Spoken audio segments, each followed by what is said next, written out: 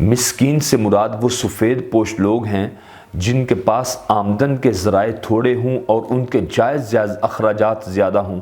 मसलन वो घर की रोज़ी रोटी का करते हैं तो उनके पास दवाई के पैसे नहीं, दवाई के पैसे मौजूद होते हैं तो किराए के नहीं, किराए के हैं तो उनके पास तालीम के नहीं।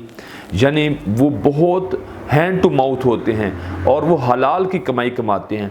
नमाजी भी होते हैं, कुरान करीम की तिलावत करने वाले भी होते हैं। और कुरान करीम ने फरमाया, अल्लाह ताला फरमाते हैं, ला यसअलून नास इल्हाफ़ा, वो लोगों से चिमट चिमट कर सवाल नहीं करते।